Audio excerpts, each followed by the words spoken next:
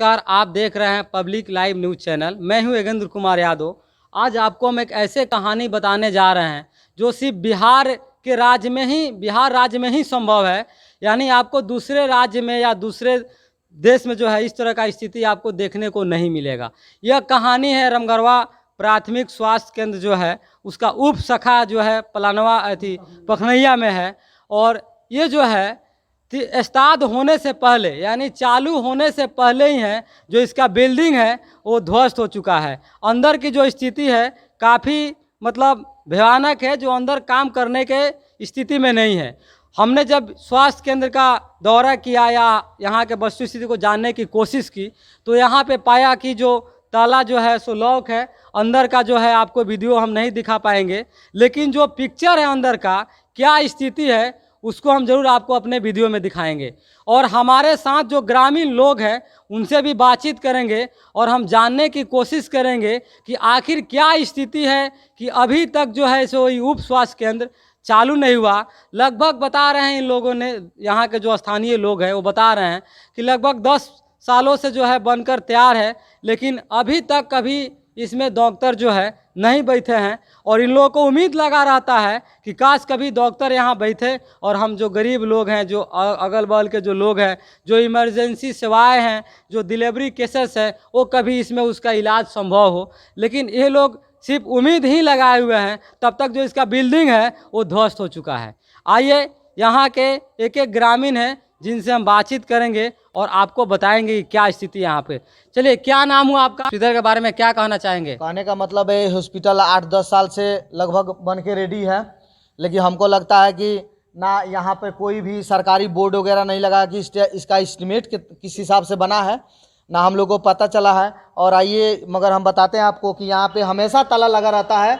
और ये ताला जब खुलता है जब कोई पोलियो का पिलाने वाला दवाई आता है, लोग प्राइवेट वही लोग आके इसको खोलता है। और इसमें अभी तक मगर एक भी दवा का कभी इलाज नहीं हुआ है, ना कोई आया अभी जो इसका जो स्थिति जो दिख रहा है, जो ये अंदर जो है धंसा हुआ है, इस पे आप क्या कहेंगे? कौन दोषी है इसमें? इसमें दोषी तो यहाँ के मगर मैं प्रतिनिधियों को कहूँगा, क्योंकि यहाँ जो भी मगर ये तो पखनैया के पंचायत के अंदर आता है। यहाँ के मैं जो इसके पहले जो भी जनप्रतिनिधि यहाँ पे हुए हैं मैं उनको दोषी कहूँगा, क्योंकि उन लोगों का प्रयास नहीं हुआ है कि इस हॉस्पिटल को चालू कराया जाए। अगर उन लोगों का प्रयास अगर अच्छा से होता तो हमको लगता है कि ये हॉस्पिटल मगर एक ऐसा स्थान पर चला जाता कि रामगढ़वा को लोग यहाँ पखनैया आके इलाज करवाते।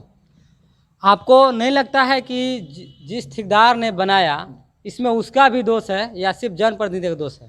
कहने का मतलब है ठेकेदार का काम था वो करके चला गया, और यहाँ प्रतिनिधियों का काम हुआ कि कैसे काम हुआ, क्या हुआ। यहाँ पे कोई एस्टीमेट नहीं बना, मगर 30 लाख का है टेंडर, 40 लाख का है, मगर 1 करोड़ का क्या टेंडर है ये कोई प्रतिनिधि नहीं पूछा है कि कम से कम इस पर जो है आप बोर्ड लगाइए और इसको एस्टीमेट से बनाइए। और ये ध्वस्त हो चुका है। और यहाँ पे हमको लगता है कि पीछे से पूरे मगर इसी को काट दिया गया है। सब क्या क्या हुआ है इसमें सब दिख रहा है, आपको देख लीजिए। अगर सरकार इस हॉस्पिटल को बोल रही है कि हम चालू करेंगे, सुनने में हम लोग कभी कभी आ रहा है, ये चालू होगा तो फिर इसका इलाज कहाँ होगा जब बिल्डिंग का स्थिति है? इस पर क्या कहेंगे आप?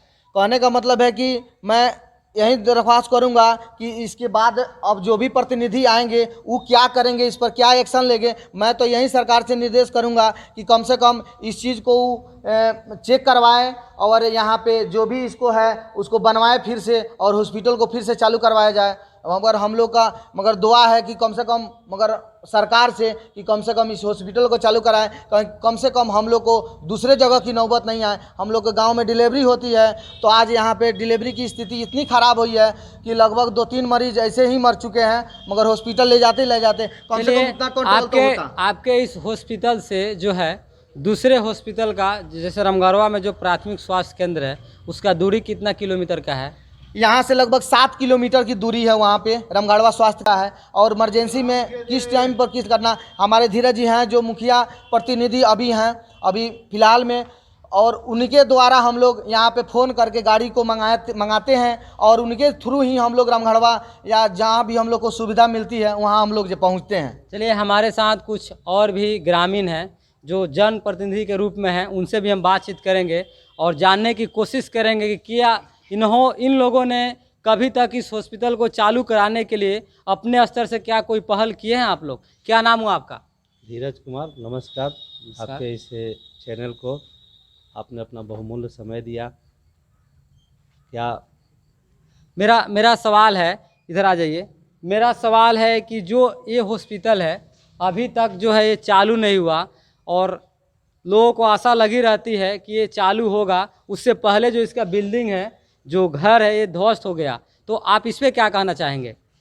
सबसे पहले तो बहुत कठिनाई का सामना करना पड़ा बाबा से कह के या जैसे भी हो, हॉस्पिटल के नाम पे इस ज़मीन को दिलवाया गया, डोनेट करवाया गया। हमारे सियाराम दास बाबा जी हैं और ये मठ का ज़मीन है।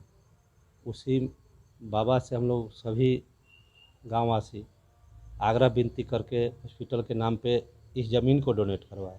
बहुत तकलीफ़ होती है। आज लगभग 10 वर्ष से ये बन के तैयार है। टोटल कितना ज़मीन आप लोगों ने डोनेट करवाया था इसमें? थोड़ा सा ये पेपर वर्क है, लगभग अब देख लिया जाए। नहीं, आप लोग भी देख सकते हैं कि किसी व्यक्ति से किसी सरकारी काम के लिए ज़मीन डोनेट करवाना कितना आसान काम होगा या मुश्किल होगा, आप सोच सकते हैं। और उस मुश्किल का सामना करते हुए अगर ग्रामीण ज़मीन को डोनेट करवा दिए तो सरकार की जो रवैया है उस पर आप देख सकते हैं कि क्या रवैया है।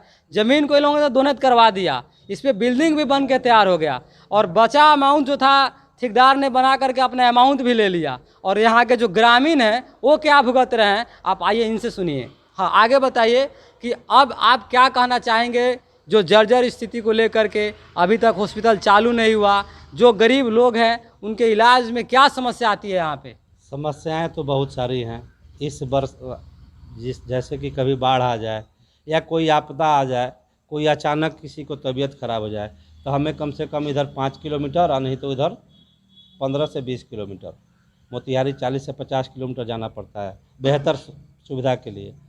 हमारे यहाँ जो ये मेन सेंटर है, चारों तरफ ये चौराहा है, जैसे पखनिया चौक है, इस पूरे प्रखंड में एक ऐसा ये और बचा अमाउंट जो था ठेकेदार ने बना करके अपना अमाउंट भी ले लिया। और यहाँ के जो ग्रामीण हैं वो क्या भुगत रहे हैं, आप आइए इनसे सुनिए। हाँ, आगे बताइए कि अब आप क्या कहना चाहेंगे जो जर्जर स्थिति को लेकर के अभी तक हॉस्पिटल चालू नहीं हुआ, जो गरीब लोग हैं उनके इलाज में क्या समस्या आती है यहाँ पे?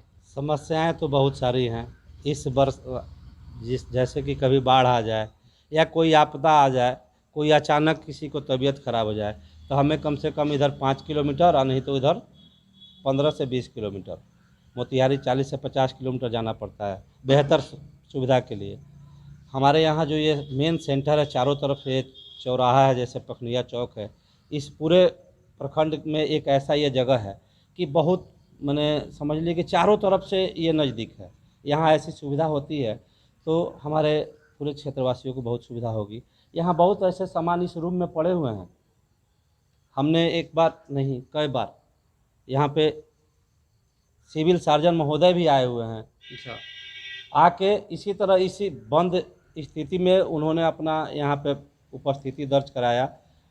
उस समय आए थे जब लौकरिया हॉस्पिटल चालू होने को था। हमने वहाँ पे आवेदन दिया, लिखित आवेदन दिया। सिविल सर्जन महोदय आए भी, उन्होंने अपना उसी समय जो प्रक्रिया करना था किए। हम लोग मोतिहारी तक गए।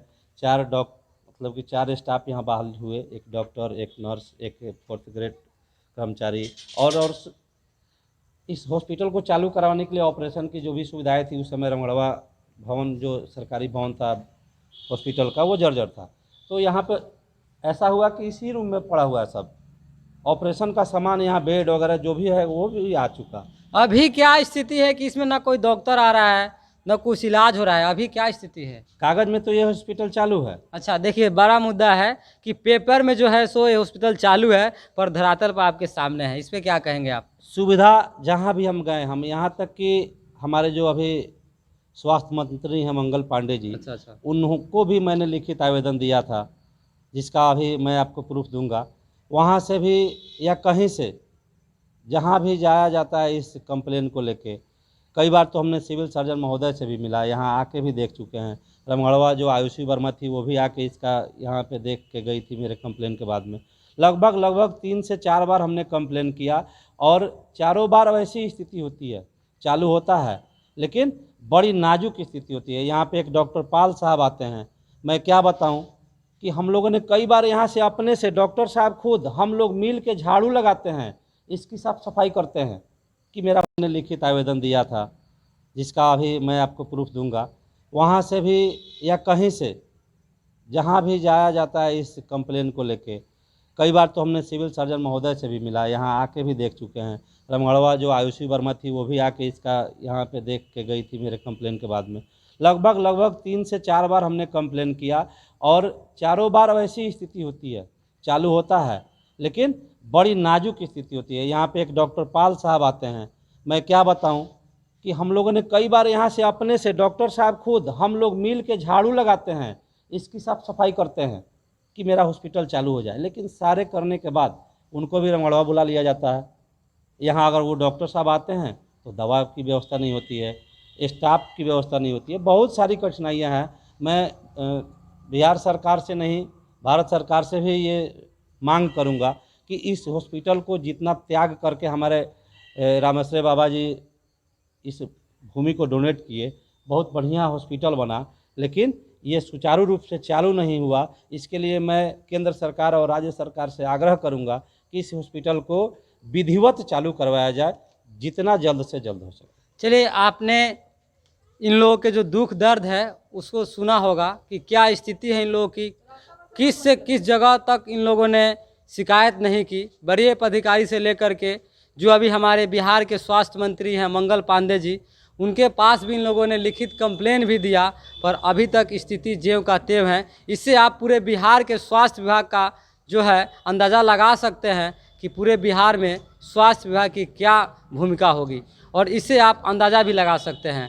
पब्लिक लाइव न्यूज़ चैनल के लिए योगेंद्र कुमार, मोतिहारी, बिहार।